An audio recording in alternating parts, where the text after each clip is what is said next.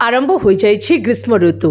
ग्रीष्म ऋतु रे खरार दाउरू रक्षा पाइबा पई लोकमाने साधारणतः फ्रिज पानी व्यवहार करथांती बा फ्रिज पानी पीथांती।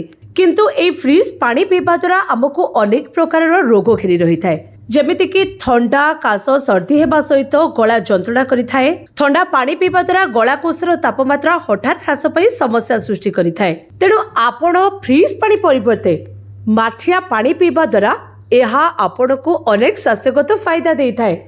ତେଣୁ ଫ୍ରିଜ୍ ପାଣି ପରିବର୍ତ୍ତେ ଆପଣ ମାଠିଆ ପାଣି ପିଇପାରିବେ। ମାଠିଆ ପାଣି ପିଇବା ଦ୍ୱାରା ଦୃଷ୍ଟିଶକ୍ତି ପ୍ରଖର ହେବା ସହିତ ହାର୍ଟ ସୁସ୍ଥ ରହିଥାଏ। ପେଟ ଜନିତ ସମସ୍ୟା ଏବଂ ବିଶେଷ ଭାବରେ ଗ୍ୟାଷ୍ଟ୍ରିକ୍ ରୋଗୀଙ୍କ ପାଇଁ ଏହି ପାଣି ବେଶ୍ ଉପକାରୀ ହୋଇଥାଏ। ଆଉ ନିୟମିତ ମାଠିଆ ପାଣି ପିଇବା ଦ୍ୱାରା ଅଜୀର୍ଣ୍ଣ ସମସ୍ୟା ଅନେକାଂଶରେ ଦୂର ହୋଇଥାଏ ଏବଂ କ୍ଳାନ୍ତିରୁ ମଧ୍ୟ ଉପଶମ ମିଳିଥାଏ। ଆଉ ମାଠିଆ ପାଣି ରୋଗ ପ୍ରତିରୋଧକ ଶକ୍ତି ବୃଦ୍ଧି କରିଥାଏ ଏବଂ ମାଟିରେ ଥିବା ପୋଷକ ତତ୍ତ୍ୱ ପାଣିରେ ଟକ୍ସିନ୍ କମ୍ କରିବା ସହିତ ଇମ୍ୟୁନିଟି को ବୁଷ୍ଟ କରିବାରେ ମଧ୍ୟ ସହାୟକ ହୋଇଥାଏ। କିନ୍ତୁ ମନେ ରଖନ୍ତୁ, ଆଜ୍ମା ଜନିତ ରୋଗରେ ପୀଡ଼ିତ ବ୍ୟକ୍ତି କେବେ ମଧ୍ୟ ମାଠିଆ ପାଣି ପିଇବା ଉଚିତ ନୁହେଁ। ଆଉ ମାଠିଆ ପାଣି ପିଇବା ସମୟରେ ଗୋଟିଏ କଥା ଧ୍ୟାନ ଦେବେ, ପ୍ରତ୍ୟେକ ଦିନ ମାଠିଆର ପାଣିକୁ ବଦଳାଇବା ଉଚିତ ଏବଂ ପରିଷ୍କାର କରିବା ଉଚିତ। କାରଣ ମାଠିଆରେ ପାଣି ଅଧିକ ଦିନ ବ୍ୟବହୃତ ନ ହୋଇ ରହିଲେ ସେଥିରେ ବ୍ୟାକ୍ଟେରିଆ ସୃଷ୍ଟି ହୋଇଥାନ୍ତି। ତେଣୁ ପ୍ରତିଦିନ ମାଠିଆର ପାଣିକୁ ବଦଳାଇ ଦିଅନ୍ତୁ।